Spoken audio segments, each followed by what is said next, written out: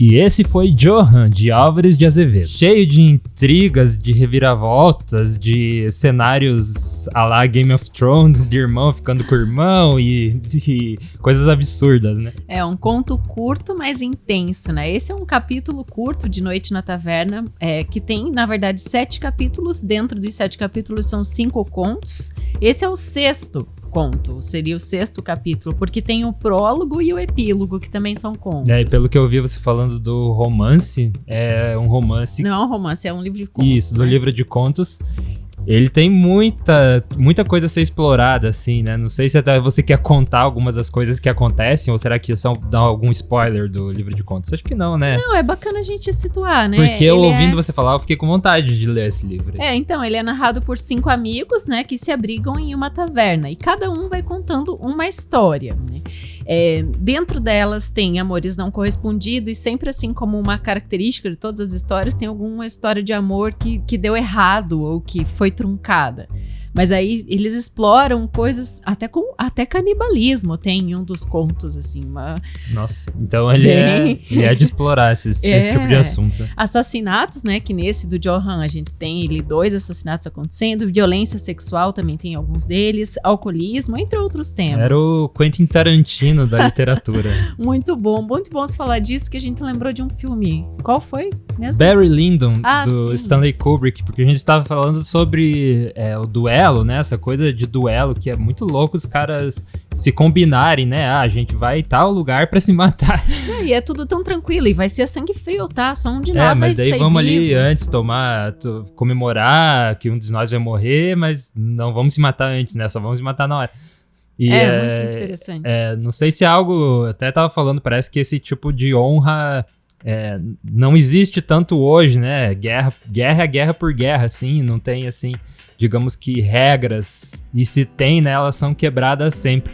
Apesar de que eu acho que daquela época também, dos duelos, né, tinha muita gente que devia quebrar a regra, não era sempre honroso, assim como a gente vê nos filmes, na literatura. Mas voltando ali no Barry Lyndon, que a gente falou, nesse filme do Stanley Kubrick, também tem o duelo entre dois cavaleiros lá, né, um bem novo e um mais experiente, que o mais novo acaba ganhando o duelo, né? Meio que assim, no susto ali, sem querer, né?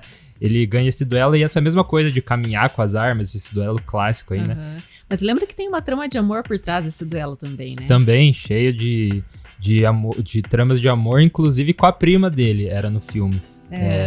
Posso estar falando besteira, mas acho que era isso. Era com uma prima dele de 2º grau. E foi esse filme que foi todo iluminado só com velas, não foi? Com luz natural e velas? Ou eu tô confusa? Sim, esse filme do Stanley Kubrick foi feito as lentes, né, próprias para ele, porque ele queria ser essa iluminação apenas de velas. Essa história é super famosa, né?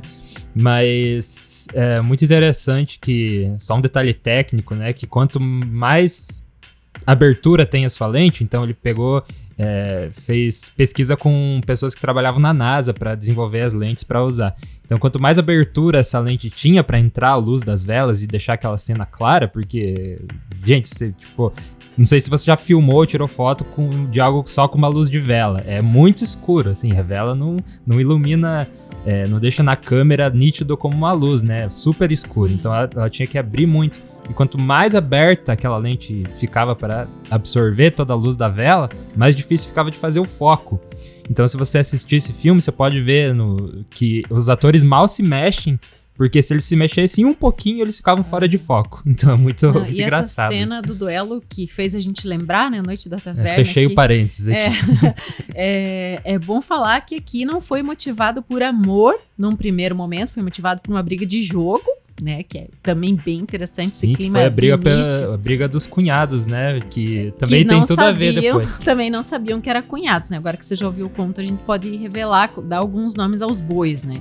Então, ele não sabia que o Arthur estava saindo com a irmã dele, né, tanto é que ele acaba seduzindo a própria irmã, né, tem esse incesto, essa situação, mata o cunhado e mata entre aspas, porque se você leu Noite na Taverna, você vai ver que o último capítulo é meio que a vingança da moça. Então por isso que eu fiquei tão interessado em ler esse livro de contos, porque, né, ela volta depois para se vingar, a irmã ali, E deve ser muito interessante, né, esse final. E até agora me veio na cabeça que essa história é muito parecida com um mito grego, né? Tem uma história da mitologia grega que é isso aí, na verdade é a mãe e o filho. O Édipo Rei, né? A Jocasta é a mãe dele. Que é a mesma coisa que eles ficam no escuro, né? E também tem do Gabriel Garcia Marques, no 100 Anos de Solidão, também tem uma cena, tem tanto personagem, eu não vou lembrar de qual dos dois que era. Você tá falando vai dar o spoiler do fim do livro? Melhor não... Agora... Eu não falei nada. Eu vou pôr um bip depois em cima. Tá. Mas nesse livro também, né? Eu não vou lembrar do nome do personagem. Mas também tem essa história do escuro, que vem lá da mitologia grega e que é explorado pelo Álvares de Azevedo também. E aqui a gente tem... Eu vou voltar um pouco aqui pra contar a história do Álvares de Azevedo. Uma obra, assim, tão emblemática, né? Tão cheia de aventuras e reviravoltas. Cara, o Álvares de Azevedo, ele... viveu 21 anos, ele morreu antes de completar 21, morreu aos 20, na verdade. Ele nasceu em 1831 e morreu em 1852. Dentro desses 20 anos de vida, ele foi contista, dramaturgo, ensaísta, poeta. E ainda quero trazer aqui a Lira dos 20 Anos, que é a antologia de contos dele, de 1853. Foi a única obra assim, que ele preparou como um todo, mas ele não teve em vida nenhuma obra publicada. Noite na Taverna, que a gente está falando aqui, foi publicada 3 anos depois da sua morte, em 1855. O que é legal da Lira dos 20 Anos, que tem todo o livro... Eu vou declamar aqui, você vai se lembrar, Lucas. Tinha no seu livro de escola, tenho certeza. Se eu morresse amanhã, viria ao menos fechar meus olhos minha triste irmã. Minha mãe de saudades morreria, se eu morresse amanhã. Você lembrou? Bem familiar. E dá pra entender também, né? Não que você tenha que ter certas idades pra escrever sobre certas coisas, mas esse conto que a gente ouviu hoje, ele é muito dessas aventuras jovens, né? Sem consequência, assim, de se arriscar, né? Num duelo e tudo mais. Eu acho que é muito você falou que ele morreu com 21 anos, escreveu tão cedo esse conto, né? Sabe o que é mais interessante de curiosidade da Lira dos 20 Anos? Que ele escreveu esses versos, se eu morresse amanhã, 3 dias antes de morrer. Então, já estava sentindo. E daí, e no seu enterro, essa poesia foi lida pelo Joaquim Manuel de Macedo. Ele leu Se Eu Morresse Amanhã. Esse é um escritor que eu não sei se você comentou do Machado de Assis, falar muito bem dele, né? Sim, mas por foi isso também. Com ele em vida ou foi pós? Foi ao ler Lira dos 20 Anos, foi póstumo, né? Infelizmente. Por isso que eu quero trazer aqui a Lira dos 20 Anos e a gente vai trazer o comentário do Machado sobre a obra do Álvares de Azevedo. Eu acho bem contundente. Falar por que ele morreu, né? Além dele ter tuberculose, como a maioria dos escritores dessa época ali do século XIX. A maioria das pessoas, né? Ele caiu do cavalo, Lucas, e ele sofreu uma lesão na fossa ilíaca depois dessa queda. Foi feito um tratamento lá e que acabou virando um tumor. Ele não resistiu após essa operação. Alguns dias depois, ele veio a morrer. E também descobri que Noite na Taverna foi inspirado em Noches Lúgubres, do espanhol José Cadalso. A palavra do dia aí, lúgubre, a palavra mais falada do Leitura de Ouvido. O espanhol José Cadalso escreveu Noches Lúgubres em 1790, então do século XVIII. Mas chega de falar de coisa lúgubre e vamos falar sobre coisas... a palavra! Lúgubre. Errou! De coisas lúgubres, vamos falar sobre coisas boas, as mensagens que a gente anda recebendo de vocês, leitores de ouvido, que foram tão legais, né, que a gente vai querer até compartilhar com vocês. As felicitações de um ano de aniversário. Eu vou ler primeiro da Fausta Porto Couto, que mandou um direct lá no nosso Instagram, e ela fala que já ouviu todos os episódios no Spotify, chorou no Negrinho do Pastoreio, que, né, eu também chorei. Eu também. Se você não ouviu o Negrinho do Pastoreio, é uma história incrível, muito bonita. Simões Lopes Neto. Inclusive, a gente vai querer voltar a fazer um do Simões Lopes Neto, suas lendas gaúchas, né? Mas são lendas mesmo, eles não puxam tanto pra folclore. Tem contos gauchescos e lendas do sul, né? A dificuldade ali de eu selecionar é que tem uma linguagem bem característica gaúcha. É bem gauchesco, mas é legal também por isso, né? E ela fala que se emocionou com o Gigante Egoísta. A gente também recebe muito feedback sobre esse conto do Oscar Wilde que a gente fez, Gigante Egoísta. que é um conto de fadas, na verdade, né? É muito bacana também, se você não ouviu, volta lá no Gigante Egoísta para ouvir. Ela falou, o trabalho de vocês é fantástico, leitura de ouvido faz parte de todas as minhas tardes. Muito obrigado, já compartilhei vários, adoro os comentários. Fausta, muito obrigada. Grande abraço, obrigado.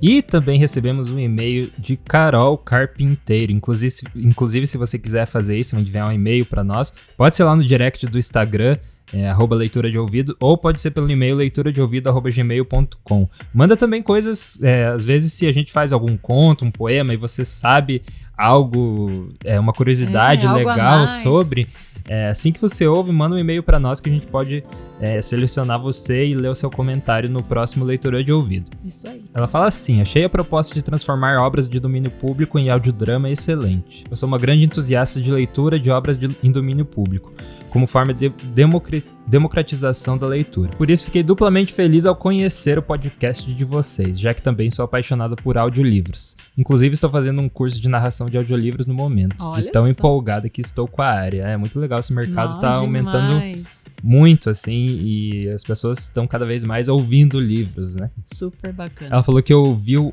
hoje, não sei qual que foi o hoje dela, mas deve ser alguns dias atrás uma aí. semana atrás. A Nova Califórnia e Meus 8 Anos. Ela falou que poema que ela sabe de cor desde a época da escola. Ali, ó, esse tipo de coisa que é bacana a gente saber, né? A relação do conto, da poesia com a sua vida. Eu amo histórias. Conta pra gente, escreve aí, leituradeouvido@gmail.com. A gente vai ficar muito feliz em ler sua mensagem aqui nos próximos episódios. Ela fala que a qualidade do áudio é muito boa e a sonorização é realmente um diferencial.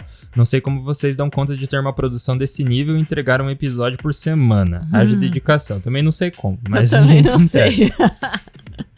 Ela fala aqui que no Nova Califórnia, acho que foi, que ela não conseguiu escutar a narração por alguns momentos. A gente faz o leitura de ouvido para ser ouvido no fone, né? No fone de ouvido, preferencialmente. É claro que nem todo mundo consegue. nem todo mundo vai conseguir. Ela, por exemplo, ouve no carro, né? Indo pro trabalho. Mas é bom saber esse tipo de coisa, que daí a gente começa a ajustar, né? O áudio, os volumes, pra também você ter uma boa experiência mesmo ouvindo numa caixa de som, ou no carro, ou enfim, até no celular, né? Se Seja for o onde caso, for. no celular sem fone. Mas, né, sempre o melhor é você ouvir no fone de ouvido, porque a gente faz edições que passam do lado direito pro lado esquerdo, inclusive o conto de hoje, né, que teve muita ação.